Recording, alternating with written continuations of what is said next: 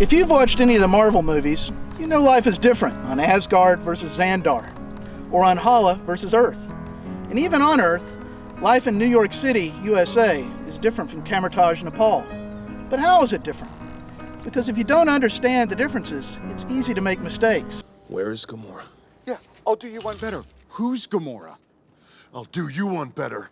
Why is Gamora? Tell me where the girl is, or I swear to you, I'm gonna French fry this little freak. Let's do it. You shoot my guy and I'll blast him. Let's go. Do it, Quill. I can take it. No, he can't take it. She's right, you can't. For example, I live in Texas. I raise cattle. I have horses. You might think I'm a cowboy, but I'm actually a business professor. I teach global operations management here at the University of Texas at Arlington. I have lived and worked throughout North America, China, Europe, and the Middle East. And in the early 90s, I had a business in Russia. Just like when you're baking a pie, you've got to have the right ingredients or things don't really come out that well. The same thing's true when we're comparing and studying different countries. So looks can be deceiving, especially when it comes to understanding nations and cultures. We're going to tell you the right ingredients to know. These are based on research by Dr. Gert Hofstede. It's the 5-dimension model of national culture. These dimensions are individualism versus collectivism, masculinity versus femininity, power distance, uncertainty avoidance, and long-term orientation. And in 2010, a 6th dimension was added based on work by Dr. Minkov, a Bulgarian sociologist. It is indulgence versus restraints. Next time, baby.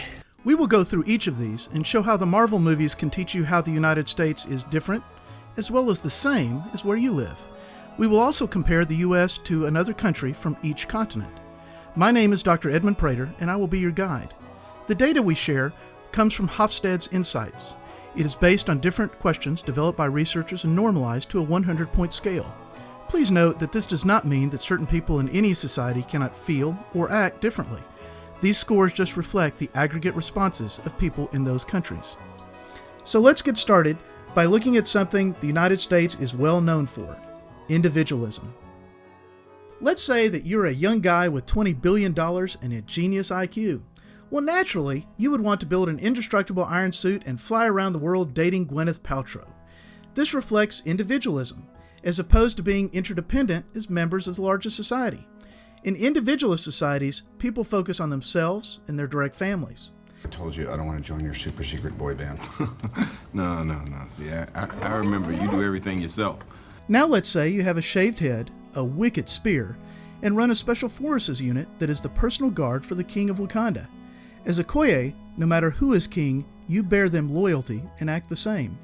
In collectivist societies, people belong to the in-groups that take care of them in exchange for loyalty. I am loyal to that throne, no matter who sits upon it. Now, one point about Tony Stark. Individualism does not mean egoism. It means that individual choices and decisions are expected. Collectivism does not mean closeness. It means that a person knows their place in life, which is determined socially. The U.S. scores a 91 on the individualism scale.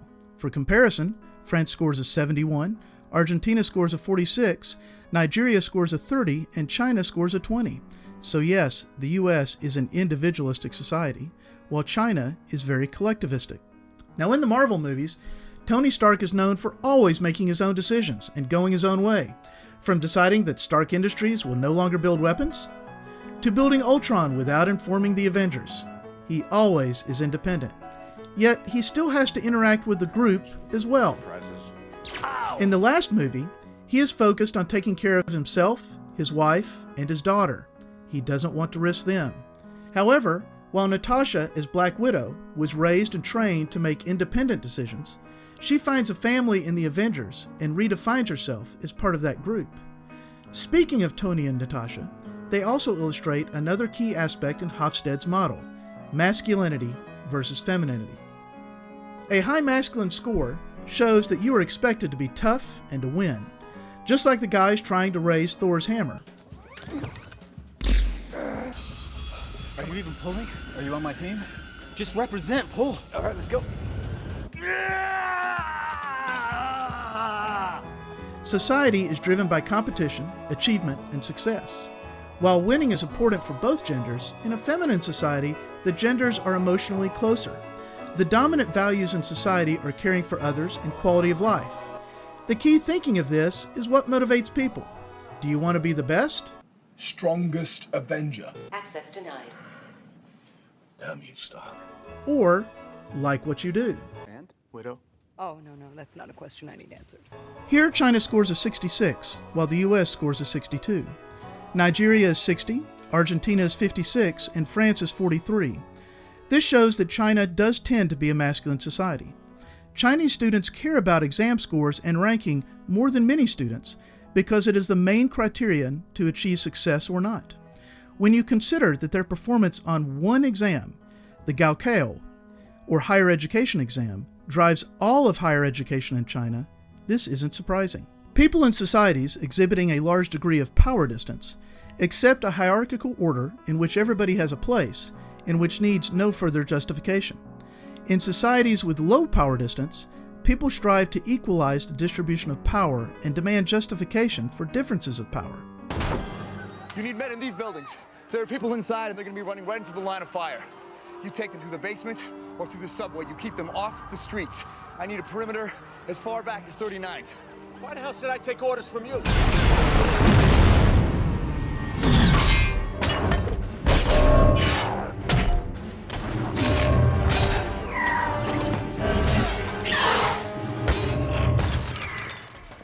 I need men in those buildings. Lead the people down and away from the streets. We're gonna set up a perimeter all the way down at 39th Street. This dimension expresses the degree to which the less powerful members of a society accept and expect that power is distributed equally. The fundamental issue here is how a society handles inequalities amongst people. Nigeria and China both score an 80 on this metric. France has a 68, Argentina is 49, and the US scores a 40.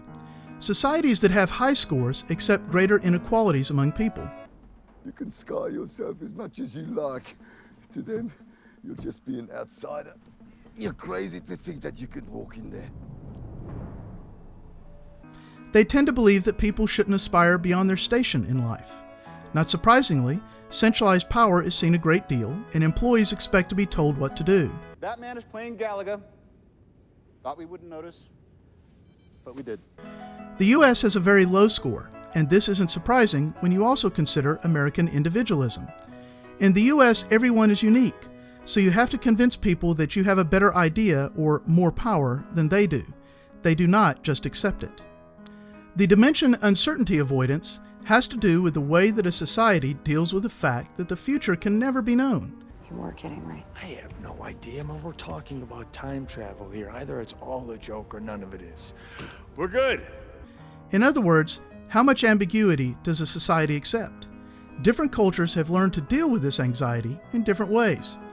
Societies that score a high degree in this index have stiff codes of behavior, guidelines, laws, and generally believe that there is one correct answer that dictates each situation and people know what it is. A lower degree in this index shows more acceptance of differing thoughts or ideas. Society tends to impose fewer regulations. Ambiguity is more accustomed, and the environment is much more free-flowing. Jarvis, sometimes you gotta run before you can walk. Tony's willingness to run before you can walk reflects an acceptance of uncertainty. The US scores around average, with a score of 46 on the uncertainty avoidance dimension. China scores a 30, Nigeria 55, while Argentina and France are at the top with 86. France and Argentina don't like surprises. They have numerous rules and regulations in order to structure life. On the other hand is China, where rules and structures can be easily adapted to fit current problems. The Chinese language is full of ambiguous meanings that can be hard for Westerners to figure out. America is somewhere in the middle. The next topic is long-term orientation. When Tony is planning ahead to put a suit of armor around the world, he's thinking long-term. Usually, he only thinks about the short term. Thanos took years to plan. Why didn't he start collecting the Infinity Stones earlier? Well, he didn't have the Soul Stone, so what was the point? He knew as soon as he started gathering them, forces would start fighting against him, so he bided his time. As soon as he knew where the Soul Stone was, he went to work. He thought long term. China scores 87, on long-term outlook, France 63, the United States 26, Argentina 20, and Nigeria is 13. Countries with high scores are pragmatic. They encourage thrift and efforts in modern education as a way to prepare for the future. Countries with a low score, like Argentina and Nigeria, tend to focus on traditions. They don't tend to save for the future and focus instead on achieving quick results. The last dimension is indulgence versus restraint. This is defined as the extent to which people try to control their desires and impulses based on the way they were raised. I'm muscular. But who are you kidding, Quill? You're one sandwich away from fat. It's a real wake-up call for me. Okay, I'm gonna get a Bowflex. I'm gonna commit. I'm gonna get some dumbbells. You know you can't eat dumbbells, right? Relatively weak control is called indulgence, and relatively strong control is called restraint. China scores a 24, France 48, Argentina 62, the US has a 68, and Nigeria scores a whopping 84. Nigeria, with a very high 84, shows that people feel that leisure time is very important, and they are more focused on realizing their desires and having fun. Highly indulgent countries tend to be very optimistic. China scores a low 24, showing it is a very restrained society. People tend to feel they are restrained by social norms and have difficulty, quote, letting themselves go. The US tends towards indulgence. You will hear statements like work hard and play hard. Indulgence can also be seen in obesity rates in the US, as well as in other countries. We have now given you the key concepts to think about when trying to understand any country, including the one you are living in. Open your eyes. In our next video, we will give you additional insights on how to better understand the United States.